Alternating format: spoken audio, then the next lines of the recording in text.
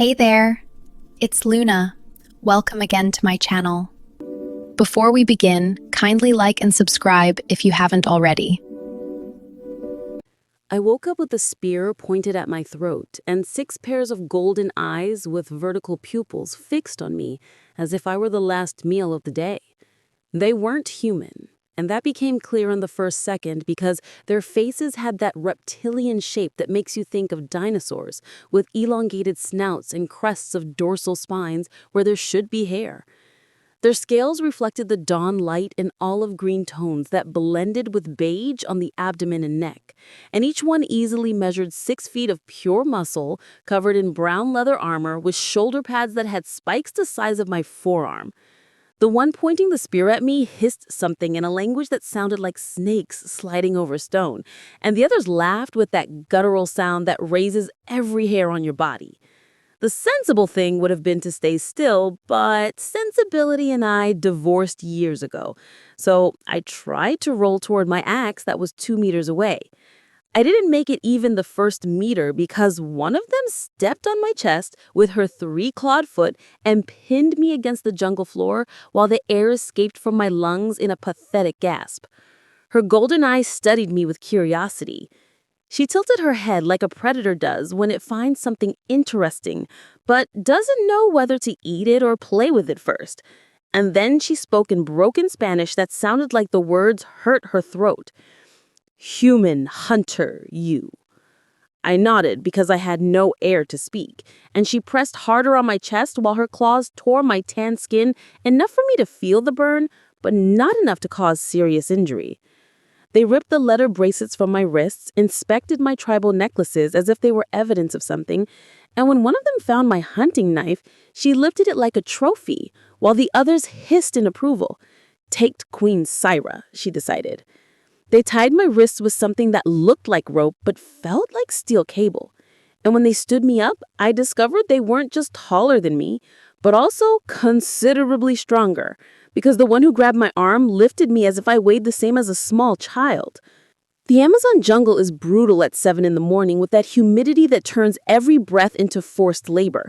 But as they dragged me between trees so ancient they probably saw civilization being born, my brain was working at 1,000 miles per hour processing what I had just confirmed. The tribe existed. It wasn't a myth like they said in the villages. And I had just become their prisoner 3 days before fulfilling my contract to exterminate them.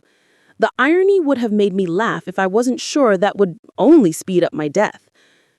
The temple appeared through the vegetation like something out of an archaeological nightmare, all gray stone covered in moss and vines that climbed columns carved with intertwined serpents and symbols that definitely weren't in any history book I had seen. They pushed me upstairs while I stumbled because my legs were still numb from sleeping on the wet jungle floor. And with each step, I could feel more eyes watching me from the shadows. Dozens of those reptilian creatures emerging from doors and windows to see the captured human as if it were the show of the century. Some were warriors with armor identical to my captors. Others wore simpler tunics and carried baskets with fruits and meat that smelled like something dead for too long. But all had that same predator look that makes you feel like you're being evaluated as a protein source. The throne room was exactly what you'd expect from a reptilian civilization hidden in the Amazon. Enormous, with torches that cast dancing shadows on murals showing battles between reptilians and humans, where clearly the reptilians always won. And in the center, on a throne carved from a single piece of black obsidian, was her, Queen Syra, easily measured 6.5 feet tall, and her skin was a green so dark it almost looked black in the dim light, with scales that shone as if they had been polished. The first thing that hit you were her eyes, a liquid amber that pierced through you as if she could read every lie you had told in your life. And the second was her crown, a complete skull with ram horns that curved upward, flanked by spines that seemed to grow directly from her head. She wore black ceremonial armor with metal plates engraved with tribal symbols, and over her shoulders she carried a cape made entirely of black feathers from something that definitely wasn't a modern bird. From her neck hung gold necklaces with circular medallions, and from her ears hung golden earrings that tinkled every time she moved her head. They forced me to kneel, and my face was inches from the cold stone floor that smelled of old blood and burnt incense. And then I heard her voice, deep and resonant, like the rumble of distant thunder. A human hunter in our territory. She spoke perfect Spanish without accent.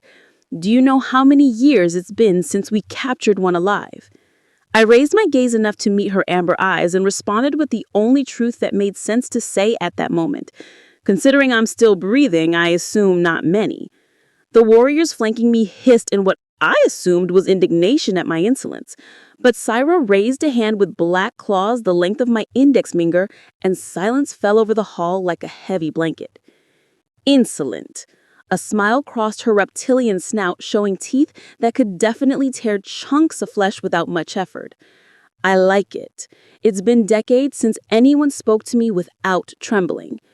She rose from the throne and descended the steps with a grace that shouldn't be possible for something her size. And when she was in front of me, she crouched until our faces were at the same height. And I could smell her breath, which was surprisingly fresh, like medicinal herbs mixed with something mineral. Tell me, Hunter, who sent you to our jungle? The ranchers who cut down our trees? The miners who poison our rivers? Or perhaps some government that finally found evidence we exist? And there was the problem, because telling the truth meant admitting that a mining corporation had paid me $50,000 to exterminate the entire tribe and clear the area for a new lithium extraction operation. But lying to someone who could clearly smell fear probably meant a faster death. So I did the only thing that made sense. I mixed truth with omission. No one sent me. I'm an independent hunter. I've been tracking the Amazon for 6 months, documenting endangered species. It wasn't completely a lie. I had documented 3 new species of frogs before accepting the contract. I made camp in the wrong place and woke up surrounded. Cyrus studied me for what felt like an eternity, and then she did something I didn't expect. She touched my face with one of her claws, tracing the line of my jaw with a delicacy that brutally contrasted with her obvious ability to tear my face off with one swipe. Interesting. Your eyes tell truth, but your heart beats as if you're hiding something. She straightened and returned to her throne, leaving me kneeling and confused. Jada, examine him. I want to know exactly what kind of human has entered our domain. From the shadows emerged something that made me rethink everything I thought I knew about this tribe. The old woman who emerged from behind a column seemed to have been carved from stone, worn by time, with scales that had lost their green shine to become a wrinkled beige gray that reminded me of the bark of ancient trees.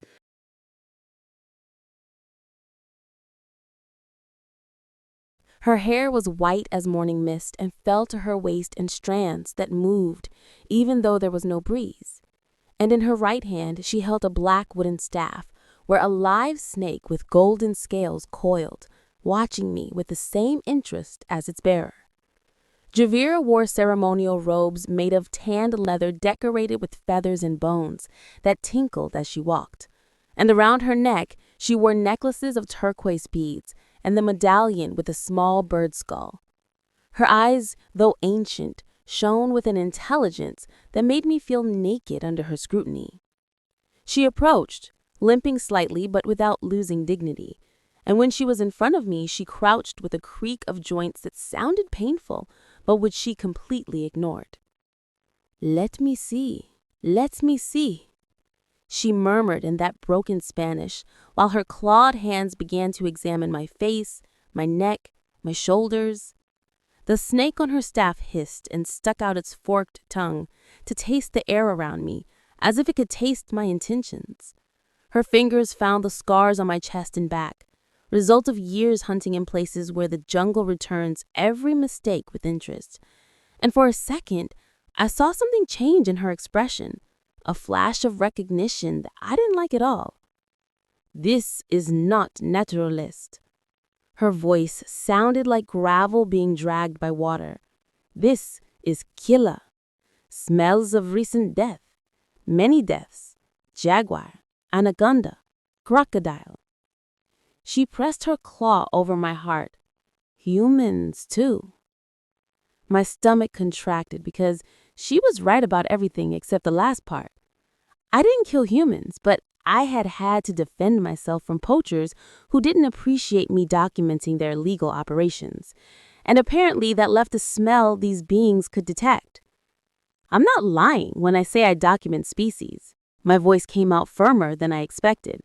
But I'm also not going to pretend I'm a hippie with a camera. The jungle is brutal, and I survive by being more brutal than it. Javira stepped back and looked at Syra with a grave expression, and the two exchanged what seemed like a complete conversation just with their gaze. That kind of communication that only comes from decades of knowing each other. He is dangerous, Javira finally spoke for everyone's benefit, but he is not hunter of us yet. His spirit does not know our existence before today. Yet. Cyrus smiled, showing all those sharp teeth. Fascinating word, Javira. Are you suggesting he could become a threat? I suggest he already is, but doesn't know it. The old woman turned toward me with eyes that seemed to see directly through my skull. This one has destiny intertwined with tribe. Vision shows me two paths. In one, he destroys everything. In other, he saves everything. Both equally probable. Great. Turns out, in addition to reptilian warriors, they had mystical shamans with visions of the future. And apparently, I was the star of both apocalyptic scenarios. My life kept getting better by the moment. Syra leaned back on her throne, and her claws drummed on the obsidian armrests in a rhythm that sounded like impatience mixed with curiosity. I cannot kill you if there's a possibility you'll save us, but I also cannot free you if there's a possibility you'll destroy us. Her amber eyes pierced through me. So we'll do something we haven't done in 3 generations. We'll give you the trials. Trials? I asked, though I already knew I wasn't going to like the answer. 3 challenges that will determine if you are worthy of knowing our secrets, or if you are simply another human who must be eliminated. Cyrus snapped her claws and 2 warriors approached, carrying what appeared to be my own equipment. My axe, my hunting knife, my bracers. If you survive the 3 trials, you will earn your freedom and never have to think about us again. If you fail. She didn't finish the sentence, but didn't need to, because the skulls decorating the temple columns made it quite clear what happened to those who failed Queen Syra's trials. When do these trials start? I asked, as they returned my equipment and cut the ropes from my wrists. Syra's smile widened until it became something genuinely terrifying. They already started. The floor beneath my feet opened as if it had never been solid in the first place, and I fell into complete darkness, while the roar of something large and hungry echoed from the depths. I fell 3 meters before hitting cold water that swallowed me like a hungry mouth. And the first thing I did was kick upward while my lungs screamed for air, and my axe became a dead weight dragging me down. I emerged gasping in the almost total darkness, broken by the distant light from the hole I had fallen through. And that's when I heard the splash, that unmistakable sound of something massive moving in water. My eyes adapted enough to distinguish I was in an underground cavern where the water formed a lake of maybe 20 meters in diameter, surrounded by rock walls that dripped moisture and glowed with something that could be bioluminescent moss, or my desperate imagination searching for light where there was none. The splash sounded again, closer, and then I saw the flash of scales under the water, something dark green and massive that moved with the lethal grace of a predator born for this environment. It wasn't a humanoid reptilian like the warriors above. It was pure reptile, a snake, the thickness of a barrel that glided through the water, leaving ripples that hit me like miniature waves. Damn. The word escaped my lips as I swam toward the nearest rock, because staying in the water with that thing was textbook suicide. My arms burned with the effort of dragging myself out of the lake, while my animal skin loincloth stuck to my skin, making every movement harder. I managed to climb onto a rock ledge just as the serpent emerged where I had been seconds before. and I could see it completely. 3 meters long, with a head the size of my torso, fangs dripping something viscous that definitely wasn't normal saliva, and eyes that glowed with intelligence that shouldn't exist in a reptile. We looked at each other for 3 seconds that felt like hours, and then she spoke, and I almost fell back into the water from pure shock. Human hunter. Her voice was feminine, hissing but clear. First trial is simple. Survive until water rises and reaches exit, or kill guardian. She opened her mouth, showing those fangs. I am guardian. Of course, the giant snake talked. Of course, because my day couldn't get more surreal. I looked up, and indeed, the hole I had fallen through was about 5 meters from the current water level, and I heard the sound of liquid running. The walls had cracks where new water was beginning to flow, slowly filling the cavern. How long until the water reaches the top? I asked, while unsheathing my axe, the familiar weight calming my racing pulse slightly. Depends on how long you survive fighting. The serpent slid closer, her scales scraping the rock with a sound that raised every hair on my body. Most die in the first minute. You seem more resistant. It wasn't a compliment. It was an assessment. And that told me everything I needed to know. This thing had killed before, many times, and I was simply the next item on her menu. The water had already risen 5 centimeters while we talked, and my brain began calculating options with a speed that comes from years of not having a plan B. I could try to climb the walls toward the exit, but that would leave me exposed and vulnerable. I could stay on this ledge and wait for the water to carry me upward, but that meant being at the serpent's mercy the whole time. Or I could do the stupid thing, which was try to kill her and risk her venom liquefying me from the inside. No option was good, but at least one left me in control. Do you have a name, Guardian? I asked while shifting my position to have better balance on the slippery rock. She tilted her head, an almost human gesture of surprise. You are the first human who asks. They call me Cepheus. A hiss that could have been laughter. Do you have a name, or should I call you food? Ronar. I adjusted my grip on the axe handle, the leather of my bracelets absorbing the sweat from my palms. And I'm sorry to tell you this, Cepheus, but I don't plan to be your food. Everyone says that. She lunged. I threw myself to the side, and her fangs crashed against the rock where I had been seconds before, and I could take advantage of the momentum to swing my axe toward her neck. But she was fast. Damn, she was fast. She twisted like liquid smoke, and my blade only grazed her scales, producing sparks. Good try. She coiled, preparing for another attack, but you'll need to be better. The water had risen 10 more centimeters, and I was already breathless, which was a problem considering this had just started. Sias attacked again, but this time feinted to my left and turned to the right, and her fangs found my shoulder in explosive pain that made me scream while something hot spread from the wound. It wasn't deadly venom, I knew, because I was still conscious, but it hurt as if they had poured acid into my circulatory system, and my fingers began to go numb, the axe almost falling from my weakened grip. Paralyzing venom. Sias retreated, licking the air with her tongue. In 10 minutes, you won't be able to move arms. In 20, you'll drown when what? Let it be noted, this is unfair. Life is not fair, Hunter. She lunged. The next few minutes were a masterclass in humiliation. She knocked me down 5 times while the venom ruined my coordination, and my strength disappeared until I was left on the ground, breathless. Do you surrender? And there was the easy way out. But I remembered the $50,000 from my brother in the hospital. I remembered my family was counting on me. Namba not yet. Something changed in her eyes. Genuine respect. When she lunged again, I did something stupid. I dropped my axe. The metal clanged against the sand like a death nail, and the arena went dead silent.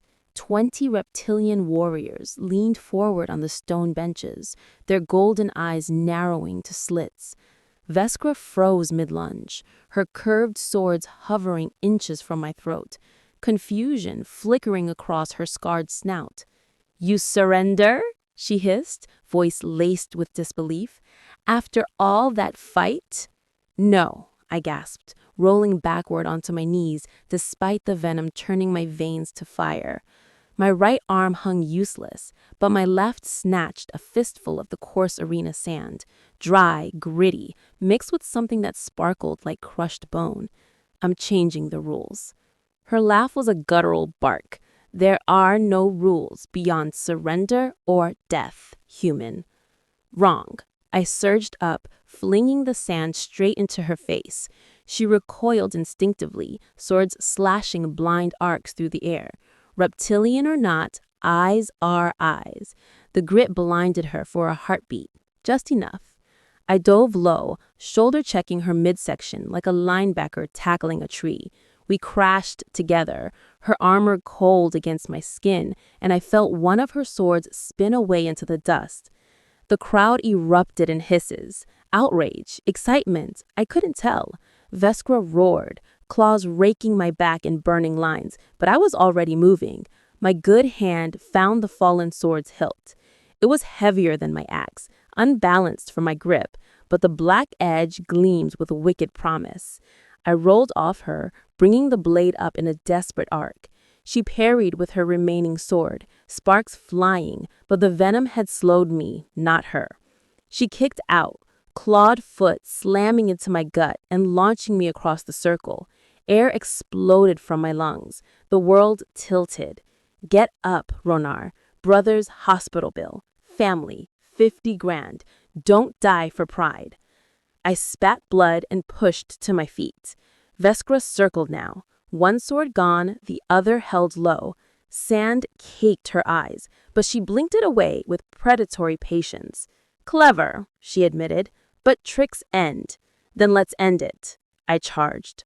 Our blades met in a screech of metal. She was stronger, faster, better, but I'd hunted jaguars in the dark, wrestled caimans with broken ribs. This was just another predator. I feinted high, then drove the sword low, aiming for the gap in her thigh armor. The edge bit scale, drew golden blood. She hissed in pain, retaliating with a backhand that snapped my head sideways. Stars burst. I tasted copper, but I saw it. Her stance shifted to favor the wounded leg. One weakness. I dropped again, this time on purpose, sweeping her legs with my own. She toppled, and I was on her, knee pinning her sword arm, my stolen blade at her throats.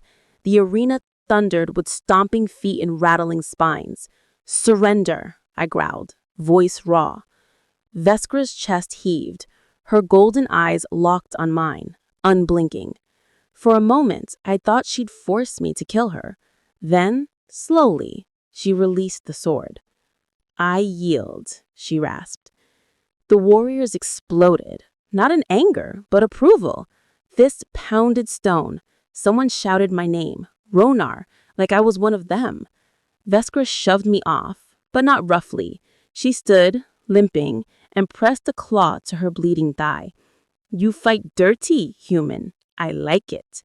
A grin split her snout, revealing fangs. Second trial passed, but the third. She didn't finish. The sands beneath us rumbled. A circular section of the arena floor sank, revealing a spiral staircase descending into torchlit depths. The air that wafted up smelled of earth, blood, and something ancient. From the top of the stands, Queen Syra's voice boomed, amplified by the cavern's acoustics. "The final trial is not of body, Hunter Ronar. It is of truth. Descend. Face what you truly are." The warriors parted as I limped to the stairs. My shoulder throbbed, my back bled, but the venom's grip was loosening, either wearing off or my adrenaline burning it out. Veskra fell in beside me, silent escort. At the bottom, a single door waited, carved with the same serpent symbols as the temple above. It swung open on its own. Inside, a chamber of mirrors. Not glass, polished obsidian, dozens of them, reflecting me from every angle, but the reflections weren't right. In one, I stood over a pile of reptilian corpses, axe dripping gold. In another, I knelt before Syra, a collar of bones around my neck. A third showed me as one of them, scales, claws, golden eyes, leading an army of reptilians against human cities. And in the center, on a pedestal of black stone, lay a single object, my hunting contract, the one I'd burned 3 days ago. The paper was pristine, the mining corporation seal gleaming. A voice, not Syra's, not Jara's, whispered from the mirrors, layered, genderless, everywhere. Choose, Ronar, the destroyer, the slave, the monster, or... The contract ignited on its own, flames licking upwards. The mirrors shattered one by one, revealing not walls, but windows into other places. A hospital room, my brother, pale, hooked to machines. A village burning, reptilian and human alike. A lithium mine scarring the jungle, rivers running silver with poison. Or the guardian. The flames coalesced into a shape, a serpent, a fire, coiling around a single word carved into the pedestal where the contract had been. Truth. My axe lay beside it, my knife, my bracers, all untouched. I understood. The third trial wasn't a fight. It was a confession. I stepped forward, picked up the axe, and looked into the final unbroken mirror. My own eyes stared back, human, tired, afraid. I was hired to kill you, I said to the empty chamber. My voice echoed, carried upward through the temple. $50,000 to wipe out your tribe, clear the land for mining. I took the job because my brother's dying and the hospital won't wait. I burned the contract, but not the choice. Silence. Then Syra's voice, soft from the darkness beyond the mirrors. And now? I tightened my grip on the axe. I choose door number 3, guardian, but not yours. The jungle's, yours, mine, all of it. The mining stops, the contract dies with me. And if that means I fight the corporation, the ranchers, the world, then I fight. The mirrors went dark. The door behind me sealed with a grinding finality. When it opened again, I stood in the throne room. Syra waited, alone. No warriors, no Jara, just her. Amber eyes unreadable. She extended a clawed hand. In it, a medallion, identical to the ones her warriors wore, but carved from a single piece of jade, a serpent devouring its own tail. Welcome to the tribe, Ronar. The trials are over. I took the medallion. It was warm. But the war, I said, just started. Syra's smile was slow, sharp, proud. Then let's hunt.